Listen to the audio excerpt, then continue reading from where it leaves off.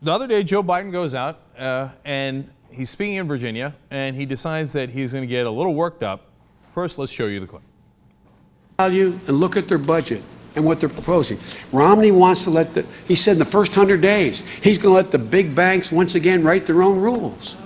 Unchain Wall Street. They're going to put you all back in chains. That's just dumb. He shouldn't have said that. That's over the top, right? And yesterday we covered that on the show and we called it a Biden fail. Now, fair is fair, right? But now the Republicans are like, oh, yes, again, we get to play the victim. Oh, my God, it's terrific. But first, before we get to the Republicans, now, normally Democrats, after they say something like that, obviously are going to backpedal. But not this time. Watch Joe Biden today. I know I am sometimes criticizing for saying exactly what I mean.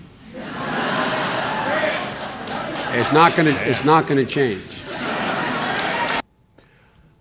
Wow. I keep telling you, man, these Democrats are different. He's like, yeah, no, don't get me wrong. I meant to punch you in the mouth. So here come the conservative outrage.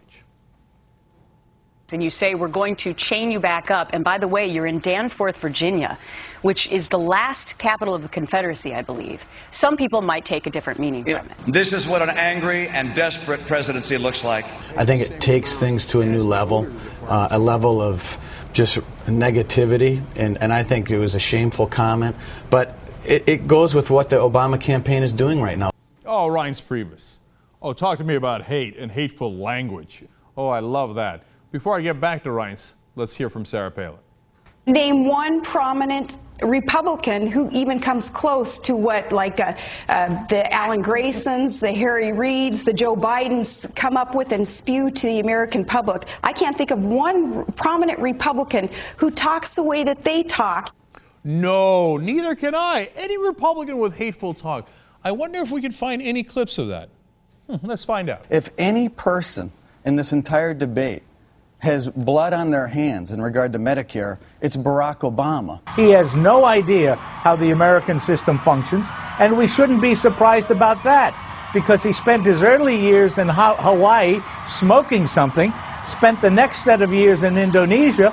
Pick this president up, pat him on the head, and say, son, son, son. And Obama stole that money to put it into programs hospitals agreed under to his that. The drug Obamacare. provider. And we have to put an end to this Barack Obama presidency before it puts an end to our way of life in America.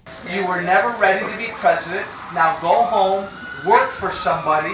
I'm not going to respond to a dirty liar. Telling you what it Put says. an I've Obama read it bumper several sticker times. on your forehead when you do this. You think Harry Reid's a dirty liar? I just said it. Republicans engaging in hateful talk. Well, I can't name a single one that would do that. I can't believe the Democrats are so vicious. These poor Republicans have to put up with it all the time. Why, they would never.